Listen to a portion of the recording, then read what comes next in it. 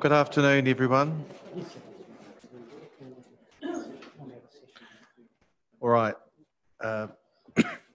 Welcome, everyone, to our meeting this afternoon. Just a reminder to you all that we are on live stream.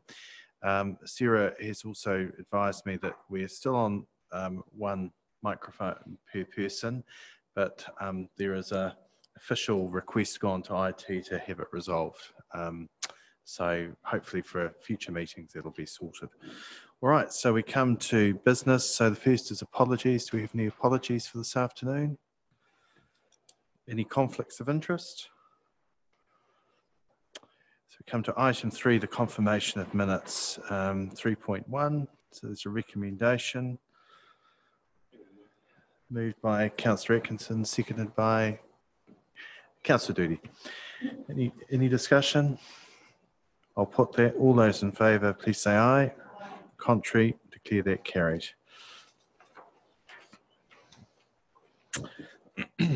So we come to reports. Item 5 versus 5.1, Local Government Funding Agency. That's a report in the name of Mr. Millwood. Welcome to our table, Jeff. Pages 15 to 82, everyone.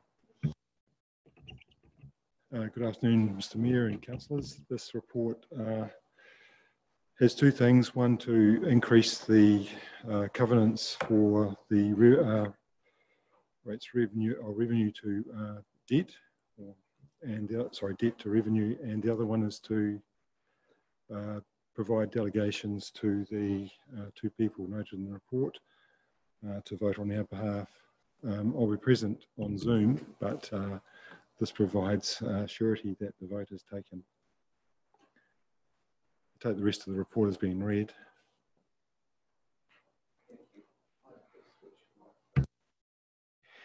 Thanks, Mr. Millwood. Any questions of Mr. Millwood?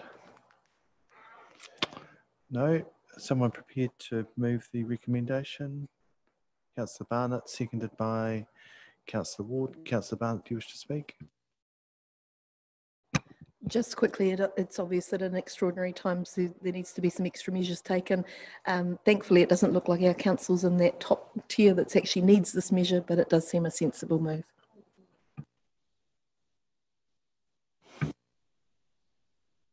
I'm very comfortable with the report. Thank you very much. Any further speakers? Right of reply? I'll put the recommendation. All those in favour, please say aye. Contrary, declare that carried. Thank you, Mr. Millwood. Next is item 5.2, which is the development contribution schedule. Kelly Lavelli. Kelly. Thank you, Mr. Mayor. So this report is to adopt the 2021 development contributions. There were just a few changes that were summarized in the report as a result of annual plan deliberations, but the remainder of the development contribution schedule remains the same from consultation. So with that, I'll take any questions. Any questions? Councillor Barnett? Just one from me there, Kelly. The drainage contributions for some areas seem to be nil.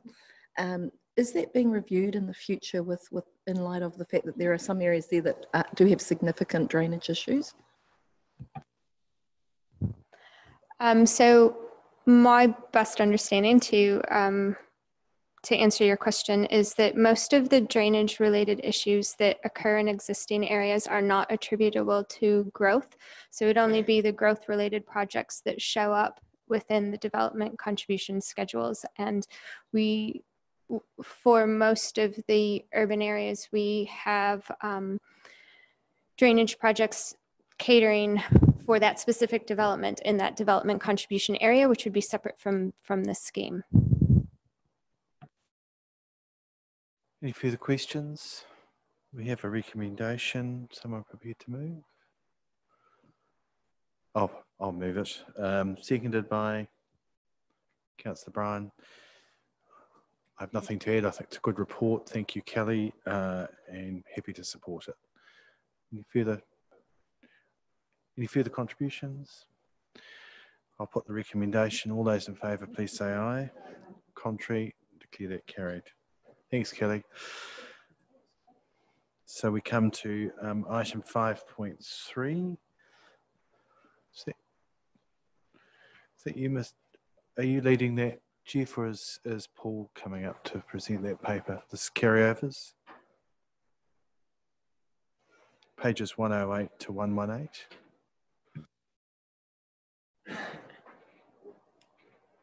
This report in front of you basically puts together all of the items that were carried over in the reports that were provided to the council during the deliberations. And it's a good way of bringing everything together so that nothing has been missed. And basically, I'll just take the report as being read. Happy to take any other questions, but it basically puts in the context what's happened from the current capital works program, any carryovers that have been taken into consideration, the new capital works program that was provided in the 2021 year, any considerations of capital works that have been pushed out, and the resulting figure that we're now working with for 2021.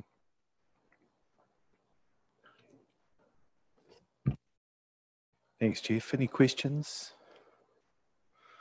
So we have a recommendation. Someone prepared to move? Don't all put your hands up at once. Councillor Mailings. Someone prepared to second? Councillor Barnett. Councillor Mailings, do you wish to speak? Councillor Barnett.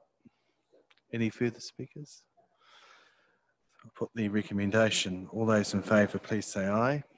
Contrary, declare that carried. The next is item 5.4, which is the adoption of the annual plan, and that's Mr. Palmer, 119 to 121.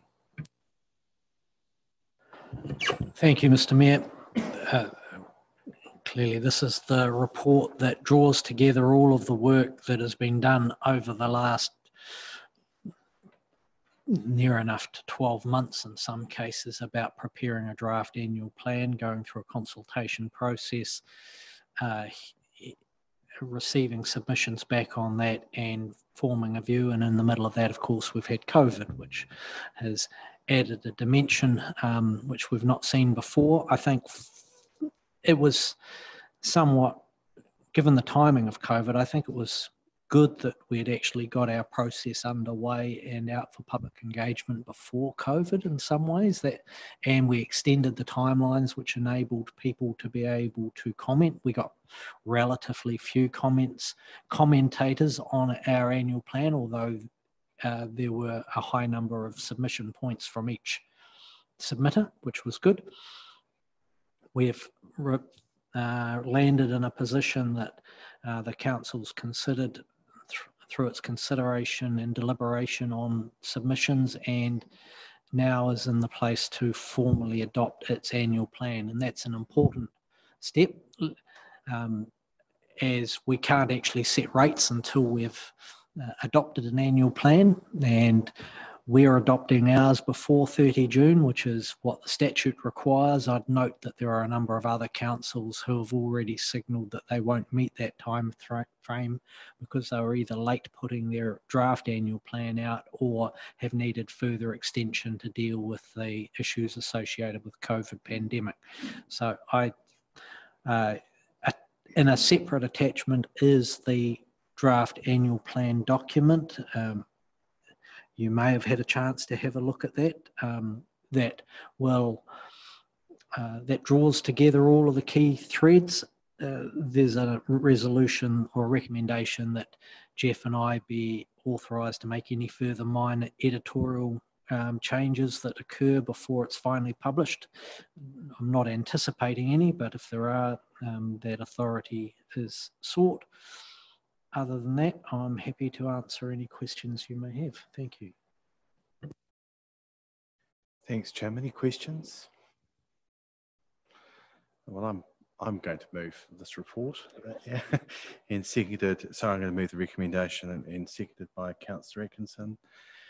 Just firstly want to say that thank you to the staff who've done an exceptional amount of work to get us to this position.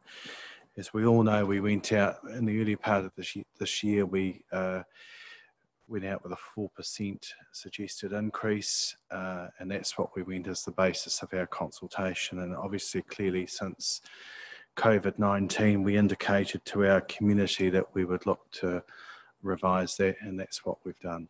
And getting to the position of 1.5% as the projected average increase has been a large amount of work to get us to this point. As councillors, we'd had a lot of meetings via Zoom through the lockdown period, so we were well briefed as we went into our hearing process, and the message we got from a range of the submitters was that they did want us to get the rates to a level as low as possible.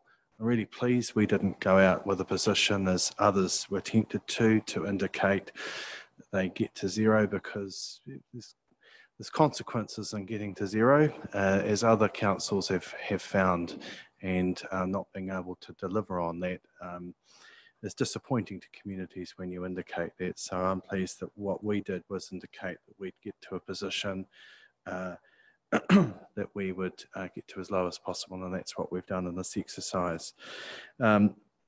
Just in terms of staff particularly, I'd like to acknowledge our CEO, also our finance managers, all the senior managers, and all the other staff that have contributed, reviewing all our budgets, getting to us to this point, as well as our governance team, Sarah, and all the staff that are around that have supported us over that period of time. Thank you. It's been a difficult period because trying to set up through Zooms hasn't exactly been entirely easy, but we've managed that exercise, I think, as well as can, and I appreciate the patience and perseverance of our staff through that time. It's been really great. Lastly, the real work starts very soon again, as we're preparing for our long-term plan. And in the next year, as we're preparing for our 10-year plan, we've got a lot of work to do on our program and the go forward from there. As we indicated through our annual plan, as we've deferred some projects, where we'll end up and how we manage that program over the next 10 years is going to require a lot of discipline and a lot of work. So look forward to working with you all in the development of our long-term plan in the next year. Councillor Atkinson. Thank you, Mr. Mayor. I just want to pick up where you left off on the 10-year plan. I normally probably wouldn't have been too happy with the with deferring projects as we have, and that creates a bow wave in percentages as you move into the later years. However, some of the luck that has come out of having COVID, I suppose, is the fact that next year for everybody is a 10-year plan, which means that you can take everything and review the lot and have a look at how you're going to get that across a 10-year period and get your rises or not into the right percentages or into the right area that they should be. Had we have not had that coming up next year, I possibly would have had a different view on cutting right back to 1.5%, because as I say, that bow wave that comes after that and the percentages that you have to do, as many councils are actually experiencing this year just before COVID, and now finding out that doing what they promised, the 0%, actually isn't going to work for them. You know, I think it's very responsible that what's happened here, and I think that it's actually something that each one of us can thank our staff for, to getting us to this point. There are cuts in there. There are not only cuts, there are deferrals. But as I say, for the next 10 years, that will be, for next year, that will be the time to be sorting out where we're going, what we're doing, and timely putting things in, and hopefully addressing the best we can the carryovers that we've had in the past. And you've heard me talk about that many times around this table recently, and I'm dead serious about that. I want to see that into realistic programs, so that we aren't asking for huge expectations of our staff to deliver on things that we want and put the pressure on. We want to make sure that it's realistic, in my view, and our Mayor is absolutely right that we need to have the expectations going into this annual plan that will deliver something that we can do over the next 10 years. So I look forward to those discussions. Again, thank you to the staff. There has been a hell of a lot of work considering you didn't have access to this building during the major time that we were doing this. So well done, and I look forward to the response of the community.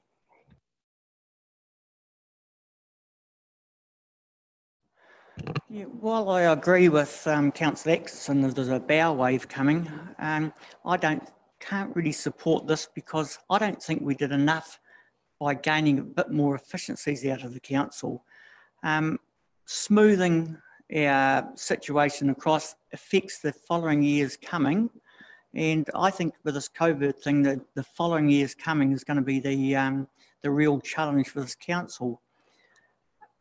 As per what Councillor Atkins said, we've got an advantage here because we can try to trim things and sort things out in the next 10-year plan. Hopefully we'll be able to do that and the staff will work hard on it, but I think we've really got to start looking at a few more efficiencies in this council to get things back on track and to be one of the best little councils in New Zealand.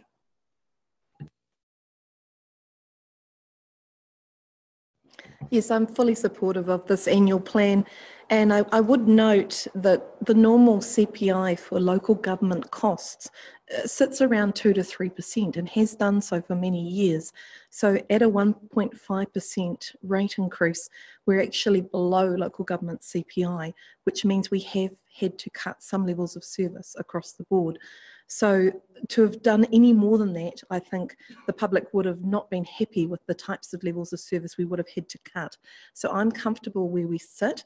I think we've listened to the feedback from our community about cutting costs, and we know we had to ease the burden in this financial year while we figure out what's actually going to happen. I see this as a cautious wait and see budget. We really don't know the full impact of COVID-19 on New Zealand's economy and on the global economy and how that will affect us at the local area. We don't know what funding will come from government. It seems to be changing daily, and changes in our work programs may be coming. With the 51% that we're reliant on from places like NZTA, we then have to be agile enough to shift our budget to meet funding available to get the best benefit for our ratepayers. So I think we've taken a cautious approach. We've pushed out a lot of projects to review for this year, but I do urge caution for the long-term plan, 10-year plan. We may have to delay projects further. We may have to review our level of service district-wide. Affordability is probably going to be the top issue for the next 2 to 5 years under the current economic projections that we've seen. So I urge you that going forward, we need to make sure we bring the community with us, we keep them well informed, and we ask them why we want to do this, why do we need to do this, to make sure that everyone in our community is looked after.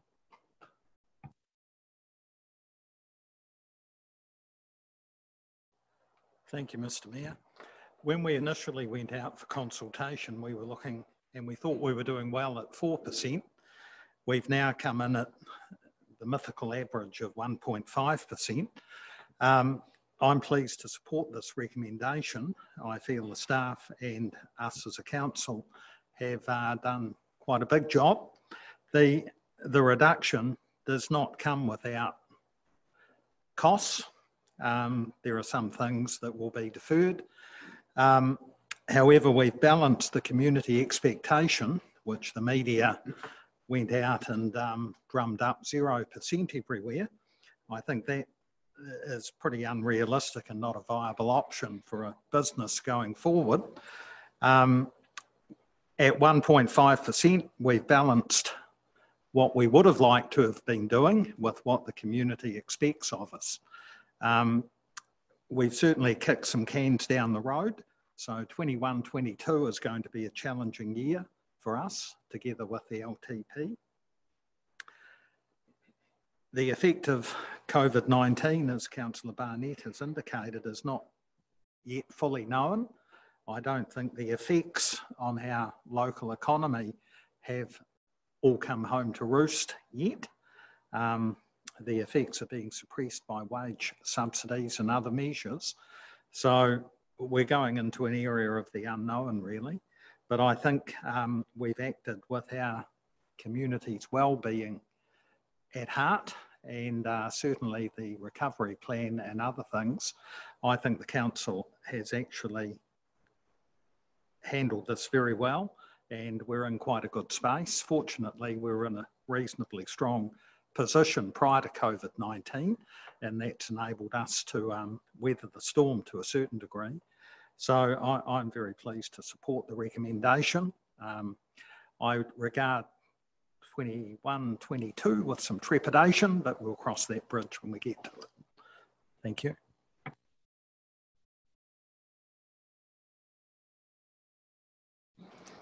Thank you. I have to congratulate staff on amazing work that they've done, keeping the rates, keeping the all the projects down, and being efficient with their operations. I think they do an amazing job, and in my opinion, I have to say I think they are very efficient. They do have to do amazing work to just dot all the I's and cross the T's to comply with transparency. But I also like to take this opportunity to say that, you know, there is a big opportunity in the next 2 or 3 years with recovery and with the way that we're positioned so that we can look after jobs in the district. We do have a lot of growth projects that require to be done, and we mustn't put those aside. We must continue to do those, especially at the moment when interest rates are so low. So I'm very optimistic that we can provide jobs for our people by growth projects that we need to do going forward in the next 10 years. And I'll be looking forward to promoting those. Thank you. Thank you. Further speakers? Just in right of reply, just to reiterate some main points, I'm very proud of what we've all achieved through this process, and that is the team of staff and the elected members. The rates, what we've indicated to be the rates, average rates increase, as I've moved around, has been very well received by the community that have certainly expressed, when I've seen them, just how grateful they are that we've made the effort we have to get it to where it is. So there'll be parts of our community that of course would like to have seen it lower, but they have certainly generally indicated to me that they're very pleased with where we've got to in that space. Councillor Williams, I look forward to your ideas on efficiencies as we come into our long-term plan. I'm welcoming those. Got a very open mind to see what other opportunities we've got. So I look forward to your ideas as we come into the long-term plan. Councillor Barnett's absolutely right. As we indicate to our community, the years ahead will be around affordability and how we manage that. And as we've all mentioned, the challenge will be in the long-term plan, as I indicated, and as other speakers have as well. We've got a lot of work to do to balance all the priorities we have and to make sure that that expenditure is minimised as best as we can to present an affordable position to our community. Just one thing I'd like to say in closing is that I do hope we pass this budget unanimously. Can't make you do that, but I hope we do, because I think it sends a message to our community and to our staff who've put a lot of work into it, that we're appreciative of all the work that's been done to get us to this point. With that, I urge you to support the recommendation. So I'll put that now. All those in favour, please say aye. Aye. Contrary? I declare that carried. Thank you. All right, we come to item 5.5, pages 122 to 134. Lee, welcome to the table.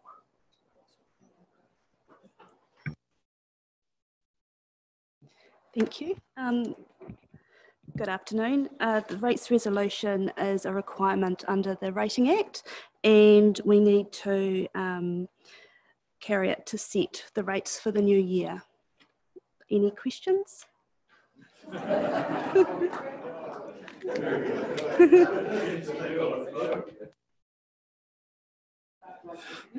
an excellent summary, Lee. Very good. So any questions of colleagues? Right, so we've got an indication of a mover. Hold on, I'll just check if there's any other no questions. Moved by Councillor Atkinson, seconded by Councillor Ward. Councillor Atkinson. Very quickly, thank you, Lee. Do you wish to say anything, Councillor Ward? Any further speakers? Right of reply? No. I'll put that. All those in favour, please say aye. Contrary, declare that carried. Thank you, Lee.